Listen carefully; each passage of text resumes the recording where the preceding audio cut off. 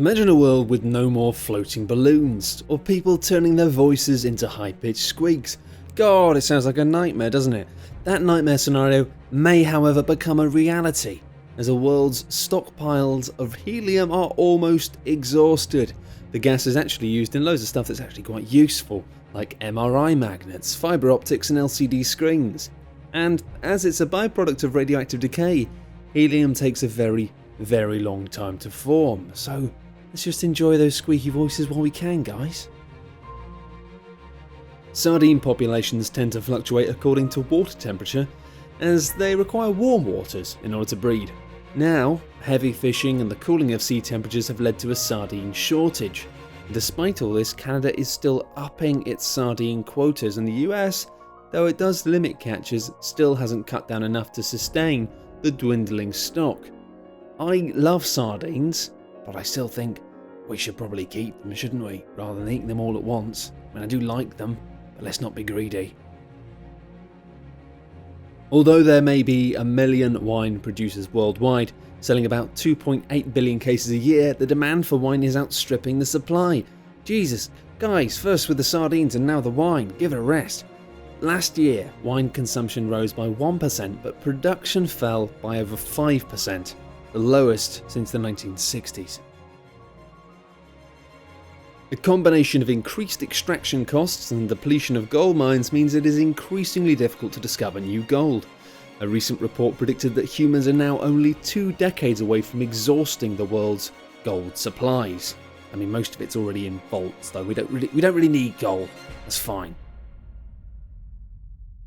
While the ingredients of lethal injection drug phenobarbital aren't running out, the number of pharmacists and associations making it are.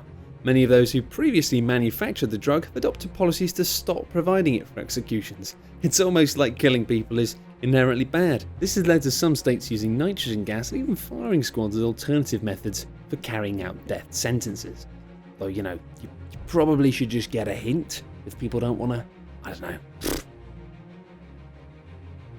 In 2010, over 50,000 pregnant goats and sheep were culled after a major outbreak of Q fever disease in the UK. As its sources diminished, the demand for goat cheese increased, and this has led to a dwindling number of cheeses in reserve and an increase in price. Bourbon takes a long time to produce, and the high quality stuff takes about 20 years to mature. Unfortunately, 20 years ago the drink just wasn't very popular, meaning many distilleries didn't begin the long process of producing it until now. Fearing a shortage, most of the best bourbon was bought up by the people who could afford it, ironically causing that shortage.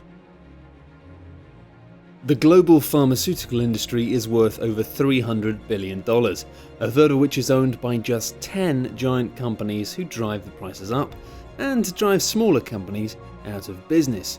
This has meant a lack of communication among manufacturers, pharmacists and physicians, and as a result, medicine is in short supply all over the world. Although maybe that's not a coincidence. Is it also a coincidence that medicine is unnecessarily expensive? Who knows, but probably not. The whole world, but especially the United States, is experiencing a shortage of doctors and surgeons. It's predicted that by 2025 the US will be lacking 50,000 to 90,000 physicians. The shortage is due to factors that include a growing population, increased rates of health problems such as cancer, and people simply living longer, and a congressional cap on residency programs. According to the US Department of Agriculture, and this is serious news, as the food cost is rising, farmers are cutting down on the production to prevent loss. This is leading to an unavoidable worldwide shortage of... You might want to sit down for this. Yes, we've got a worldwide shortage of bacon. Suppliers of the product are also still suffering from the porcine epidemic, diarrhea virus, and the Midwest drought of 2012. Sorry guys. Instead, we're gonna have to eat sausages. What? Oh, they're made of pigs as well? Oh god.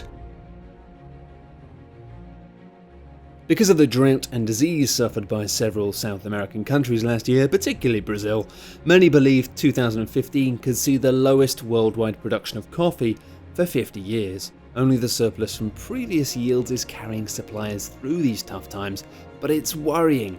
And if this erratic temperature and rainfall problems tend to continue in these coffee producing areas, then 90% of Arabica coffee may be gone by 2080. On the hand though, I think by the time 2080 rolls around, most of us will probably need something a bit stronger than coffee if we want to be bright in the morning. Blue agave plants take up to 12 years to produce the fructose necessary to make tequila. So when 20% of Mexico's blue agave yield was crippled by disease in 2007, a lot of farms had to be burned, meaning a massive production setback for the iconic drink. Many Mexican farmers have also switched over to growing corn instead, as it's much cheaper.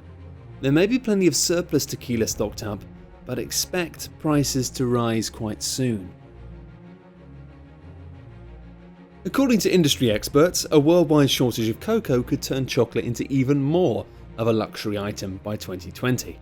A combination of climate change, pests, disease, and civil unrest in production areas has caused cocoa harvests to plummet in recent years.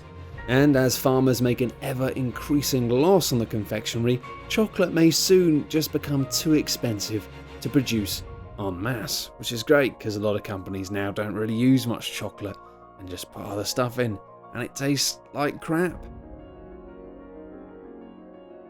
The world running out of phosphorus may not sound like much of a big deal, not compared to balloons that give us squeaky voices or things like that, but it is kind of important. It's a bit of a must-have ingredient in fertilizer. Phosphorus rock is becoming so rare that the price actually went up 700% in 2008. Researchers believe that the worldwide focus on the production of biofuels may use up the entire planet's phosphorus. Again, bit of a trend here, kind of making too many things, and it probably sounds like the world's going to end. Hooray! Now, water may cover 71% of the Earth, but seeing as 96% of it is of the salt variety and not very tasty, it's no surprise to hear about running out of humanity's most precious resource. As well as an ever-increasing population that requires water, increasing dry spells are using up what little freshwater supplies we have left. The UN says water shortages are already affecting every continent, and nearly 1.2 billion people don't have access to fresh water. By 2025, 2/3 of the world may be living with little or no water. So take a shorter shower and don't leave the tap running, because it's going to be a bit of a problem.